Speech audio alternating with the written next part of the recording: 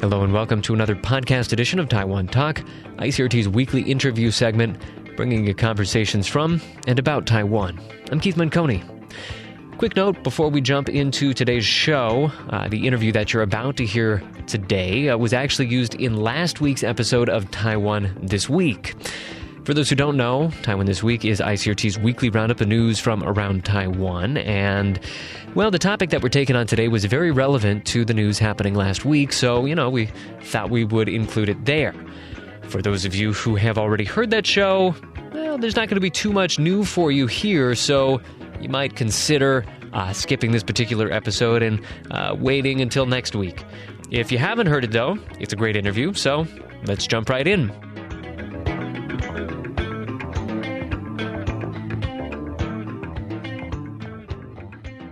Last Sunday marked International Migrants Day, and more than 1,000 attended a Taipei event that featured vibrant performances put on to showcase the diverse cultures and talents that Taiwan has managed to attract.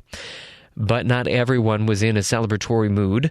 Members of several groups advocating migrant workers' rights chose the day to stage a protest outside the Philippines representative office in Taipei to call for more help in addressing the challenges faced by many. Among them was Migrante International, a group working in Taiwan and elsewhere to advocate for overseas Filipino workers.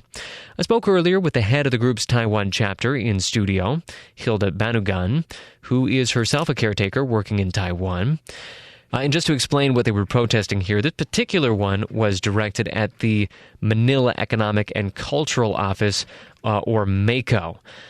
That is the Philippines representatives here in Taiwan. And basically what they were saying is you need to do more to make sure that everybody is playing by the rules in this system, whether we're talking here about the employers or whether we're talking about the brokers that help these migrant workers come to Taiwan.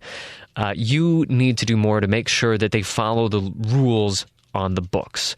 So jumping into the conversation and to give a better sense of what they're kind of getting at there, Hilda explains what these workers face when they first come from the Philippines to Taiwan. In the Philippines, before they're arriving in Taiwan, they're just signing the contract. But when they arrive in Taiwan, the brokers will manipulate this kind of contract. They will change. Most of them are... It should be, we call them is illegal trafficking. Mm-hmm. Otherwise, their contract will sign in the Philippines is not originally. Mm-hmm. Even in the caretaker, most of them, they're working in the house of the employer. But their contract is not original. It should be, we call them is a fake. They are just manipulating. The broker will not process their original contract in the MACO. So we have that case, and we should ask them why they will not aware these issues, why they will not care the issues of the migrant workers, why they will not ask. They will not demand to the Taiwan government about these issues for many years.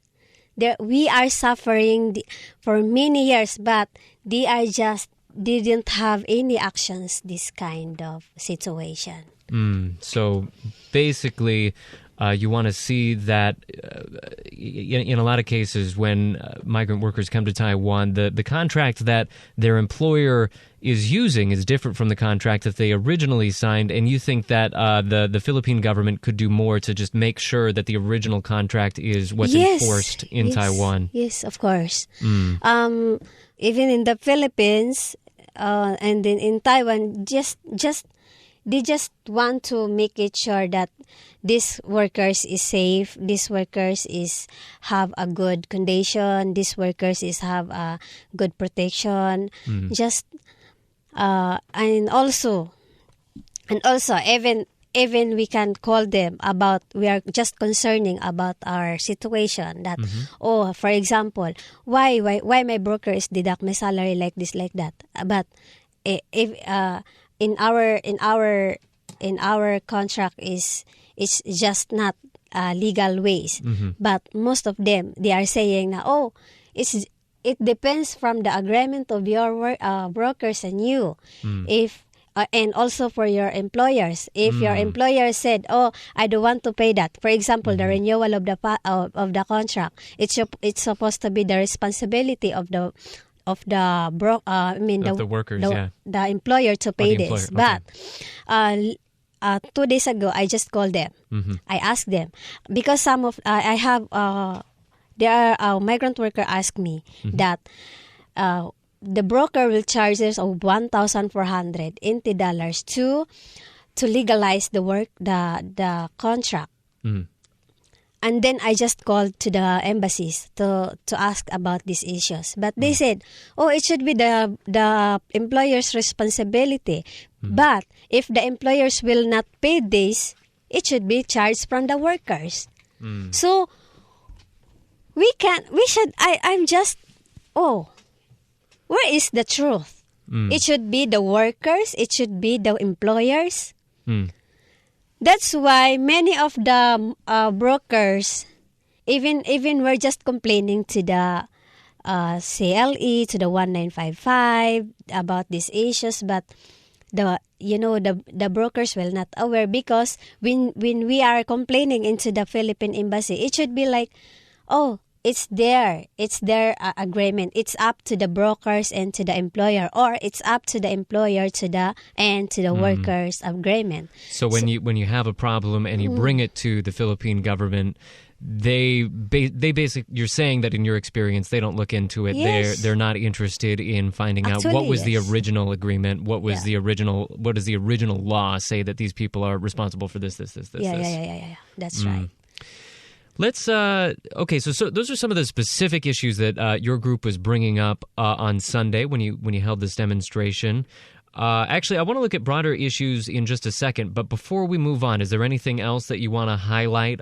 Issues that you brought up on Sunday that you think people should be more conscious of? The happening last Sunday is after our program, we just called to the representative of MICO to receive our petition signing, and we just called in to sign our receiver, but they will go and then just take the papers and go inside. They will not give some speech for us. They will not sign our receiver, our signature campaign. So it should be like acting like they are not like us. They will. It's not it's look like it's not acceptable. Our activities for them is not acceptable. So that I don't understand why they show this kind of attitude for us. So basically, you're hoping that they can be more responsive in the future. So a lot of the issues that you raise and a lot of the issues I hear about migrant workers all involve the brokers, the companies that are helping workers come from the Philippines to Taiwan. Some people are saying that maybe we don't even need these brokers, and I think, there are legal ways to come to Taiwan without a broker. You can just do direct hiring.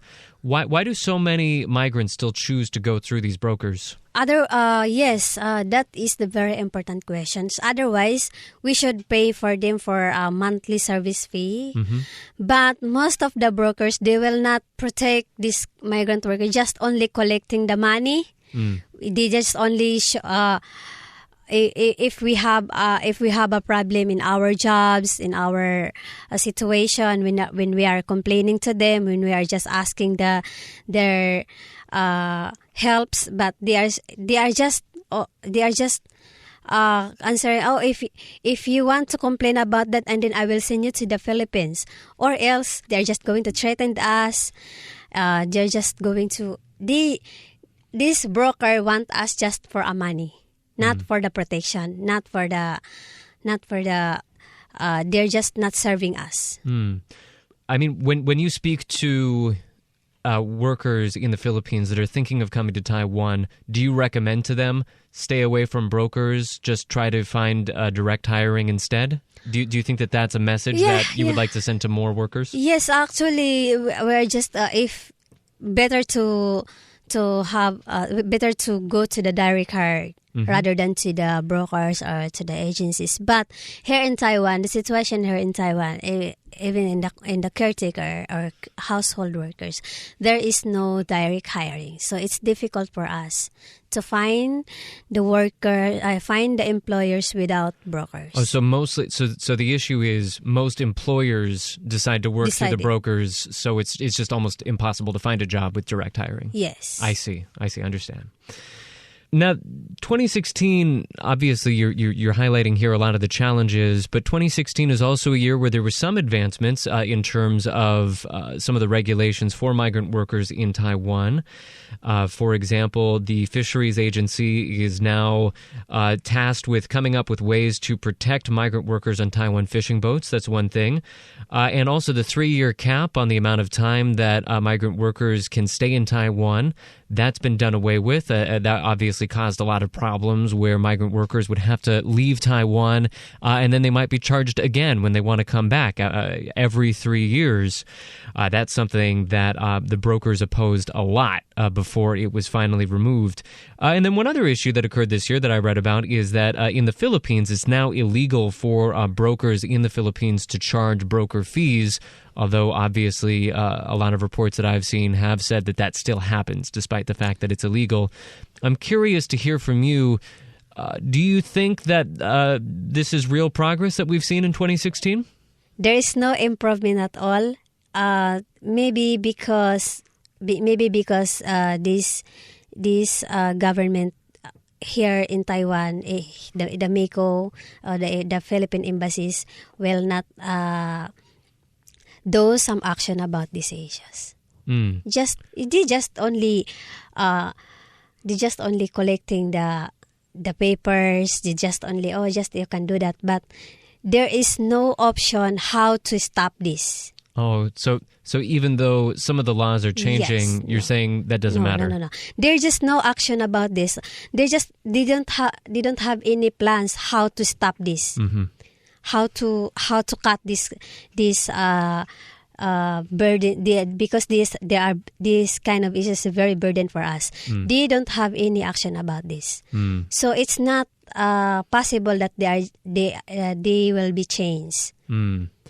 Now, one of the arguments that the brokers make is that if the system is so bad, people would stop coming here. Maybe, if Taiwan is so bad, why do people still come here? They could go to Hong Kong, they could go elsewhere in Asia.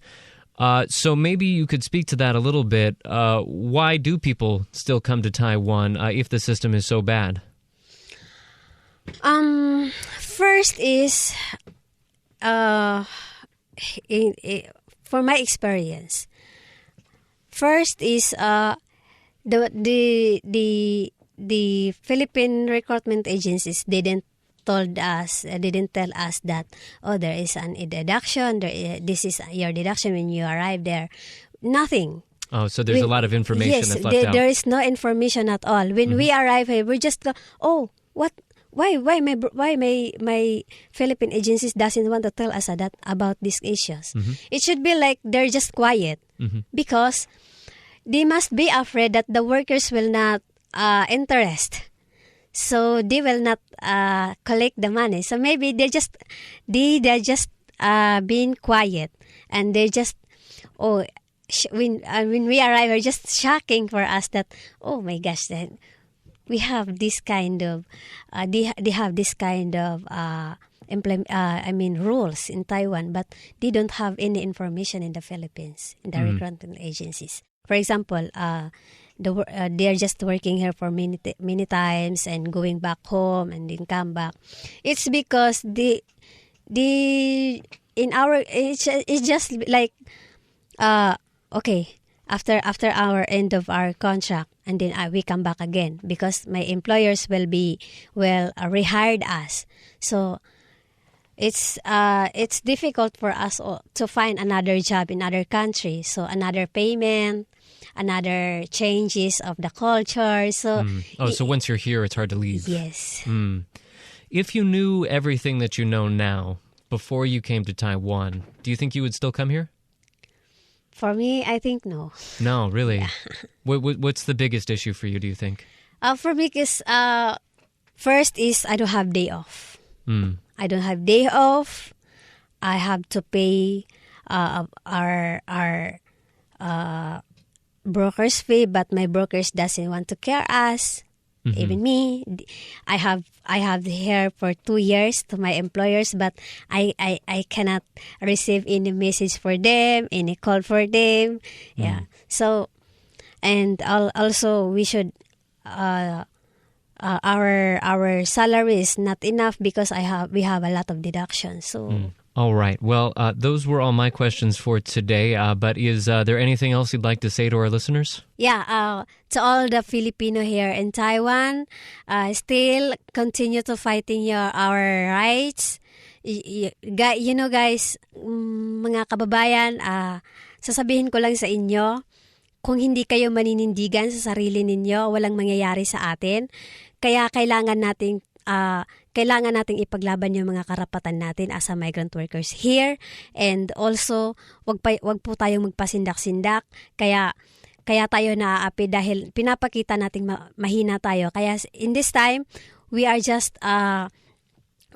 encouraging you guys to fight our rights no matter what happens. All right. Well, that was the perspective today from Hilda Banugan, who is the chairperson for Migrante International in Taiwan. Hilda, thank you so much for speaking with us. Thank you so much for inviting us, and thank you so much for having me a time here.